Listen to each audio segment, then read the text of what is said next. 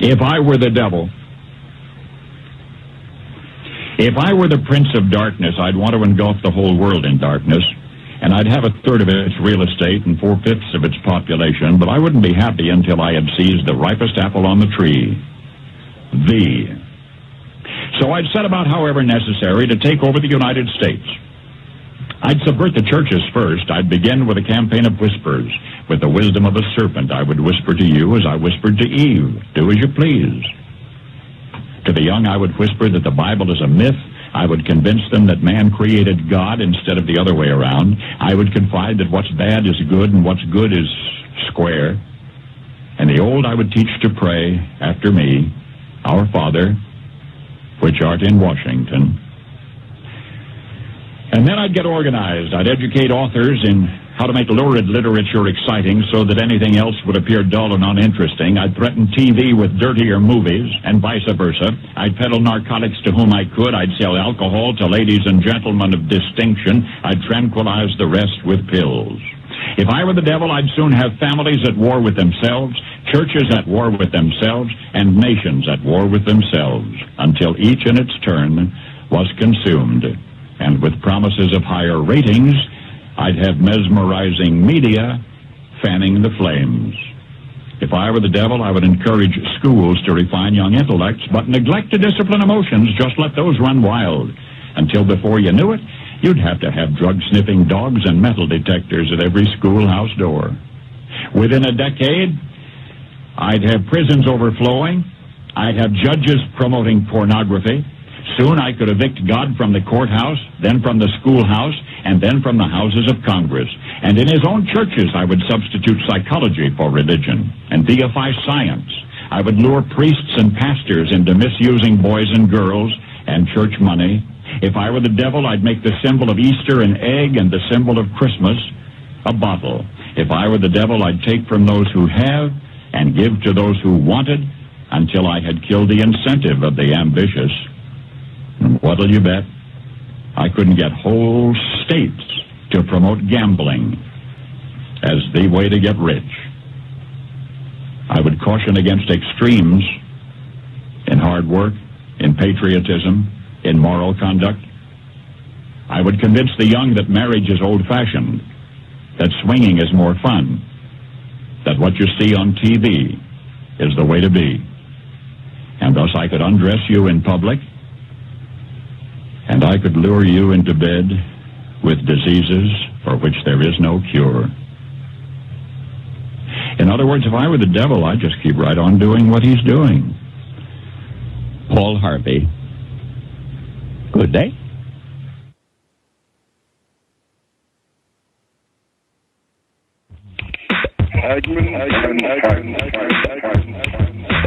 You want answers? I think I'm entitled. You want answers? I want the truth. You can't handle the truth.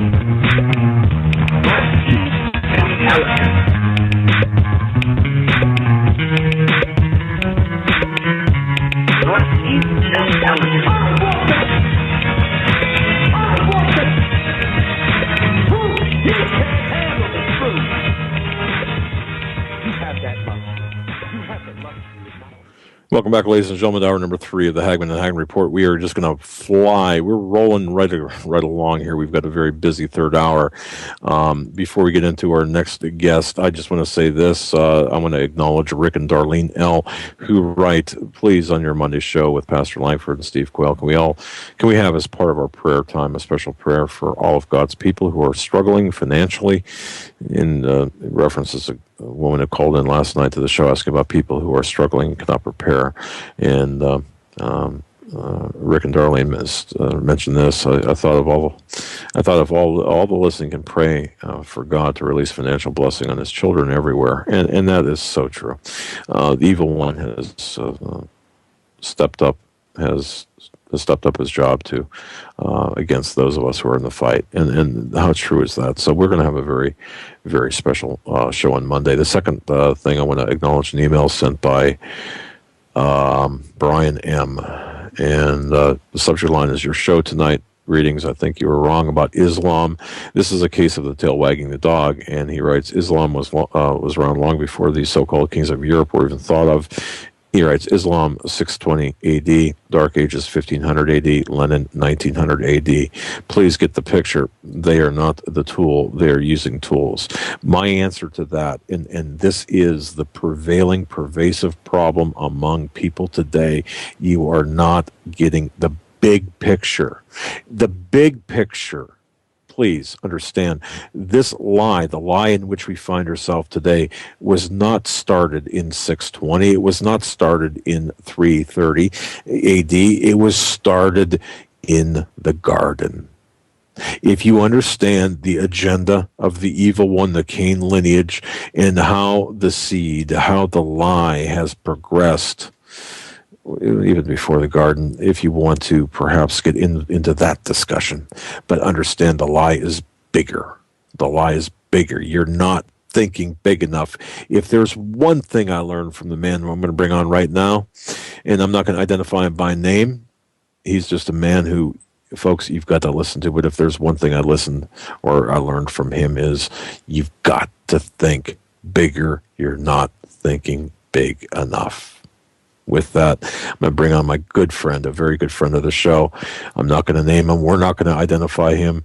We're going to bring him on right now. He's just a very plugged in, cued in source and a good friend of mine. I would trust. There are very few people I say that I would trust my life with. He's one of them.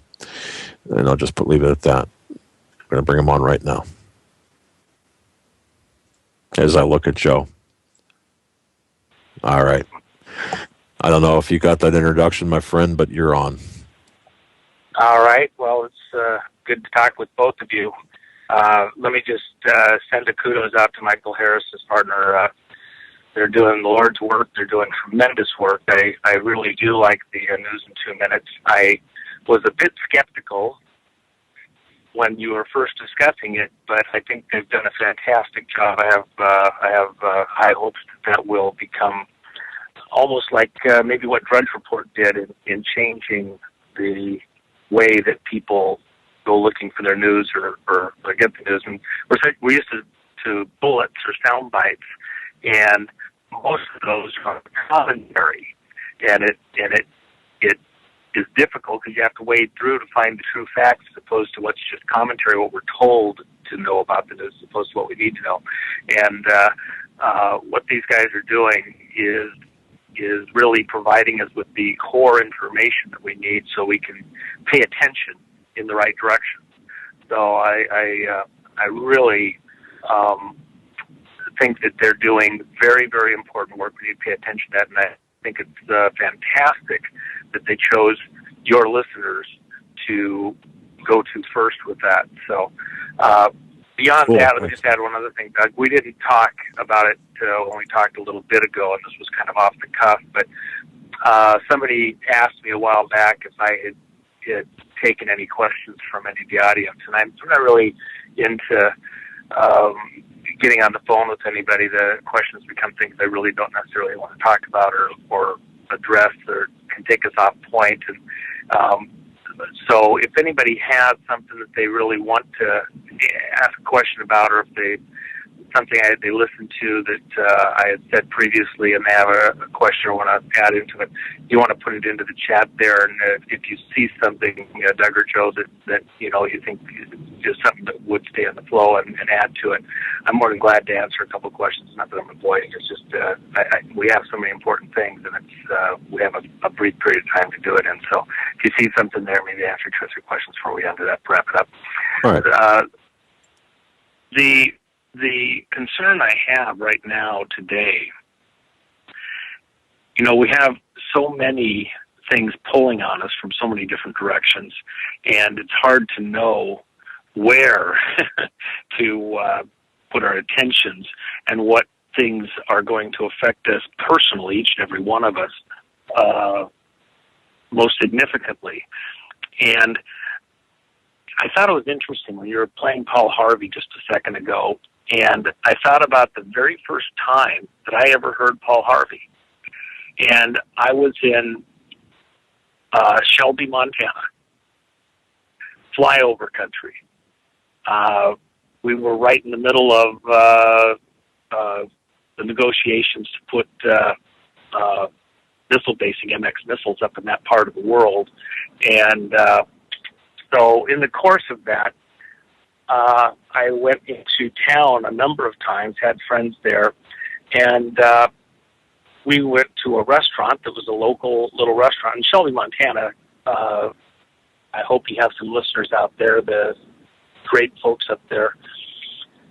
But it was very homey. It was, for me, a city kid, the smallest town I think I'd ever actually been in my entire life. And if not the smallest that I had stayed and interacted for any period of time in. And in the restaurant, when I came in, they had a table, and it's kind of a big round table, and in the middle of the table they had a Lazy Susan. And a Lazy Susan's kind of on ball bearings that can roll around, and stuff gets put in there, and you grab pieces off of it or whatever, and it was kind of a morning breakfast thing. And so literally she'd come out and put eggs and bacon and the various stuff right in the middle of the Lazy Susan. You just roll the thing around, put some on your plate, and sit at the table. And there was about, I recall, 10 or 12 seats. And so you had the farmer, the car dealer, the guy that ran the pharmacy who was a friend of mine.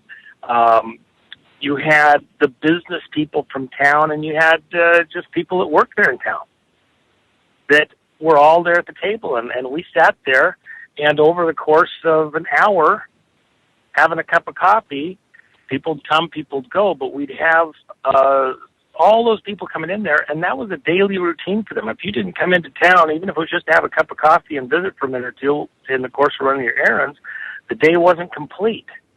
And what you did was you found out what everybody was paying attention to or what was a concern. And the farmer would talk about soybean prices, or he'd talk about fuel prices, and the car mechanic guy had talked about what's going on with the car that's coming out from Ford or one that he's having a problem with. And if you weren't there during the entire time, it didn't matter, because some of the people were there when so-and-so was there earlier, and he told you what that guy said, or 2 guys removed. Maybe the guy was in at 6 and you were in at 8, and anybody see Harvey? Oh, yeah. Well, what do you have to say? Well, he says such and so, but he'll be over at such and so later in the day. And what happened was that sense of community and communication allowed for all those people to work together. If you didn't know if so-and-so was going to be available at the shop that day to work on your tractor, somebody at the table, well, I know he's got so-and-so's rig in, and he's going to be tied up most of the day, but he said he was getting kind of wide open for tomorrow or the next day. Oh, okay, well, I can give him a call, and I'll go over and see him tomorrow, or I can plan my stuff. That little teeny bits of communication in little sound bites and over the course of days and weeks and months allowed people to work together in community and to pay attention and to know what they needed to know and kind of slough off what they didn't need to know. And it was very personal. And that's what you have in your program.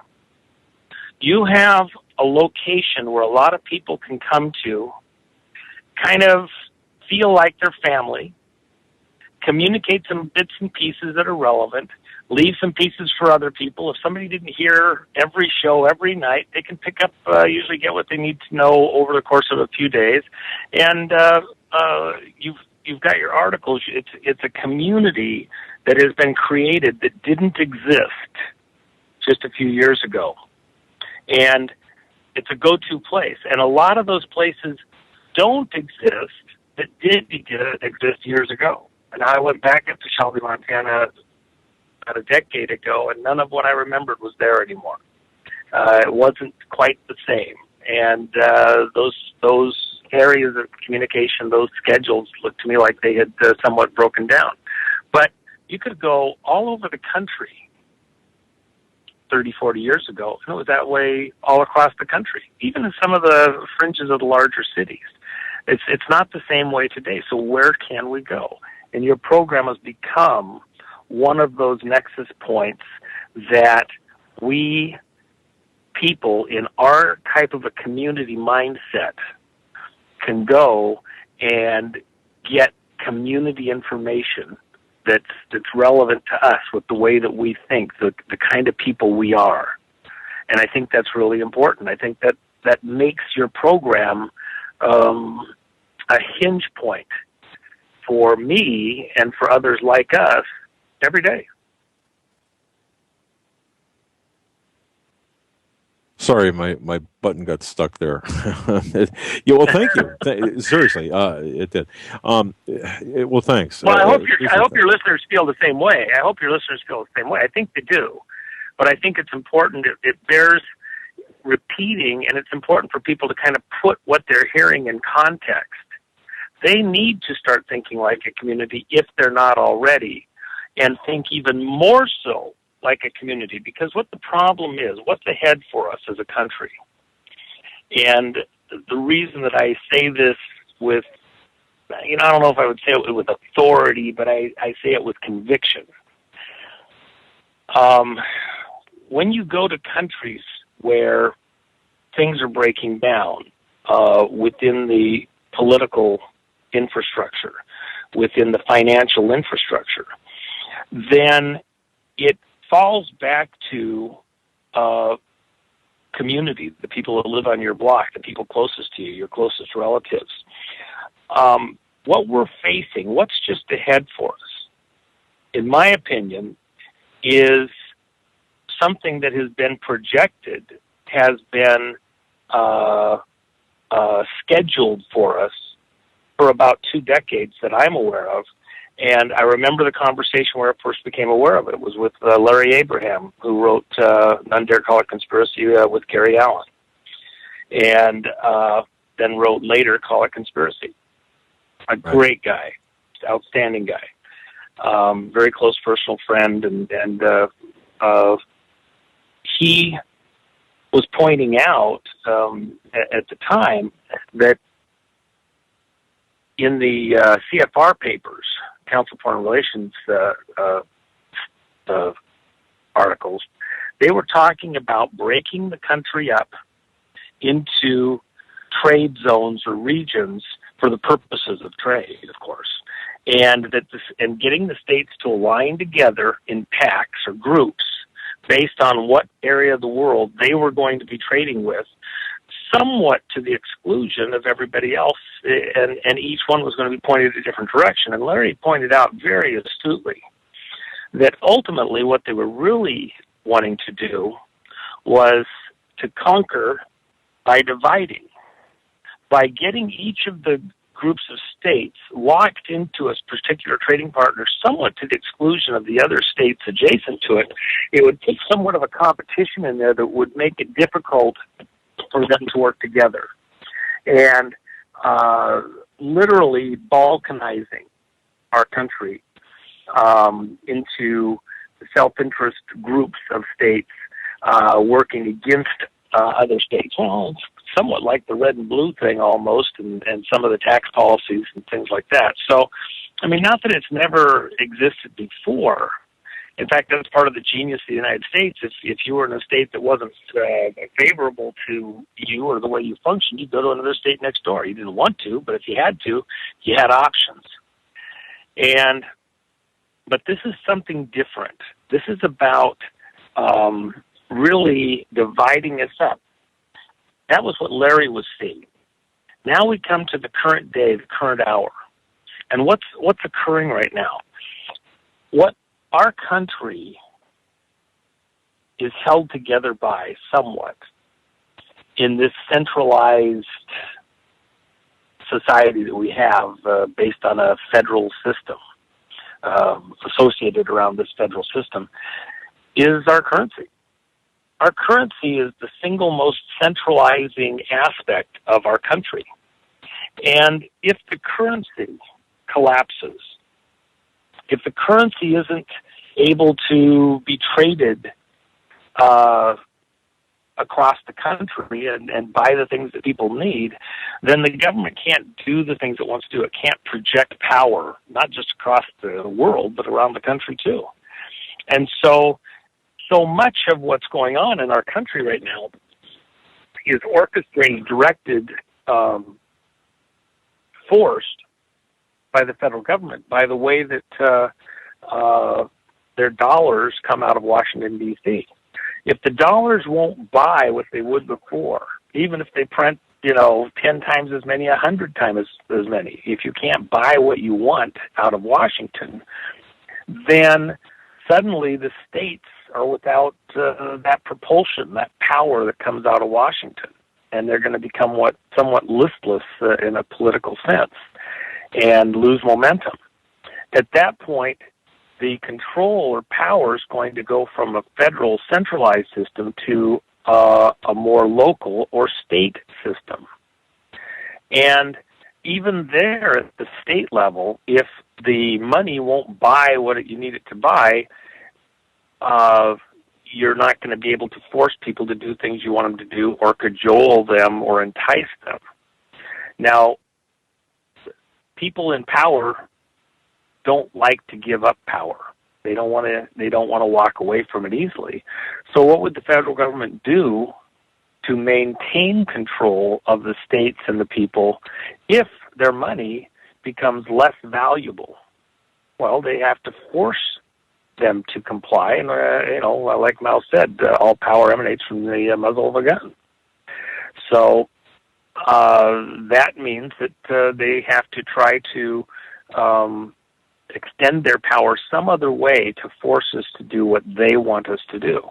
And I think that what we're seeing, what we're worrying about, what we're hand-wringing about is just exactly that. We see a moment, we can feel it coming, when the Ponzi scheme is about to be up here on the Federal Reserve, and not by accident, but by design.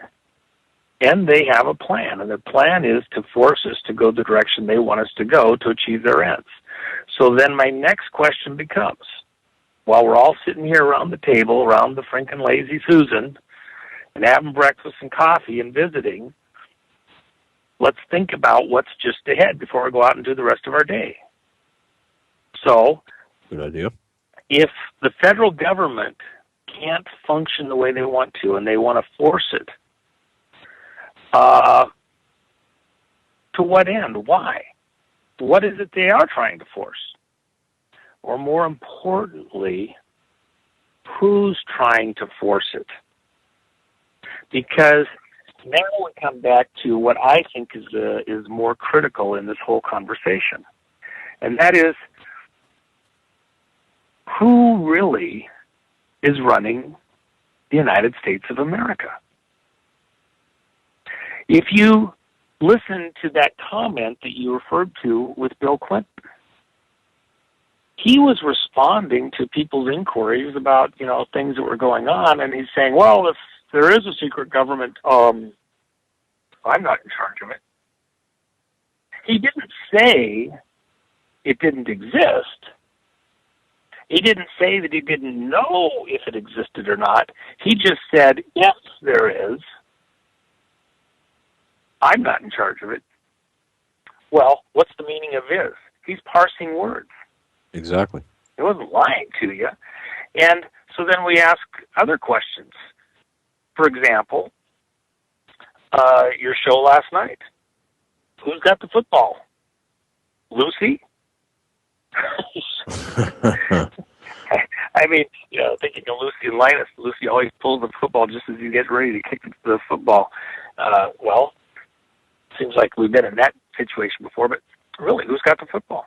If that's the question. And I've gotten some emails about that. It? Yeah, I've gotten emails about that very same. I mean, asking that very same question: who does have the football, in both metaphorically and in actuality? Well, and let's go back. If you remember the first conversation I went ahead and did with your listeners and you, and what was the problem when the Russian sub was off the coast of Hawaii and tried to launch a nuke on Hawaii? And that was March of 1968. Yes. Okay. Who was it that actually was orchestrating that? Was it the real leadership, the visible leadership in Russia that was doing that? No.